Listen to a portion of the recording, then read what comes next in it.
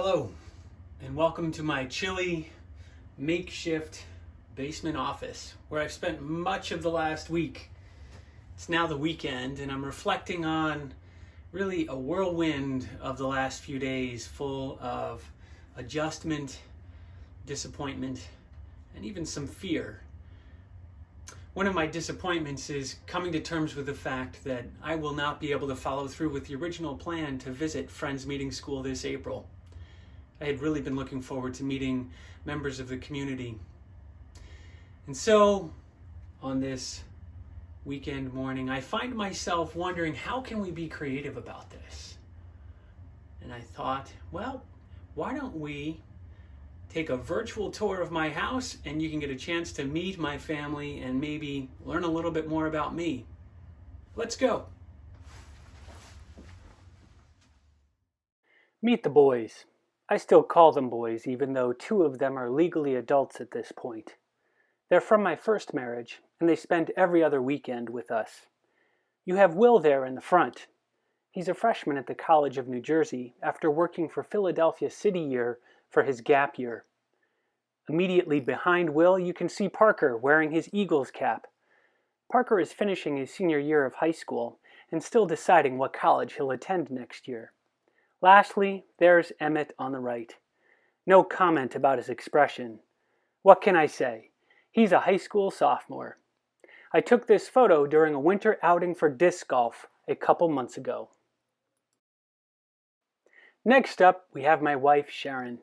Despite growing up with two sisters, she has adjusted well to a household filled with the, energy, and truth be told, the smell of three teenage boys. Sharon works at a hospital in Philadelphia as a palliative care social worker. And no introduction is complete without mentioning Skeeter, our 8-year-old rescue from Georgia. She's half lab and half Catahoula leopard dog. As with many of you, we've been cooped up together while we practice social distancing.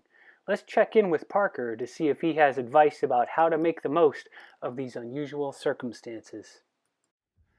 Parker, what's one piece of advice you can give students who are stuck at home right now? Go on runs. That's what I'm doing right now. About to head out on a run. Now let's check on Sharon. I think she's been out back avoiding grocery shopping in the chilly morning air. Hey Sharon, what you up to? So I was very inspired by our conversation last night when we were complaining about these gumballs. And then I thought of Andy Goldsworthy this morning, who does all sorts of art with the natural elements. And I was about to go grocery shopping, and then I saw some of these, and I thought, I'm going to sort of do almost like a mandala on the table here. So that's what I'm doing. Very cool. Grocery store or not, there's still plenty of provisions to make lunch. Let's see what Emmett has in mind. So Emmett, what are you up to? I'm making lunch. Wondering why my dad is filming me. But wait, where's Will? What are you up to right now? Sleep. I think Parker made it back from his run. Let's find out.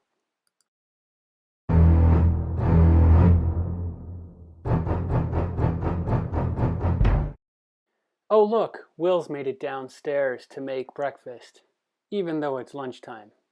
Hard to focus though, with all that noise coming from Emmett.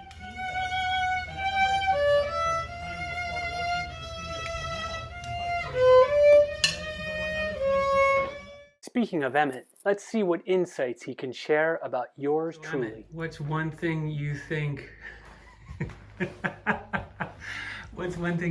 they should know about me for next year? You're very Quaker. Very Quaker. I'll take that as a compliment.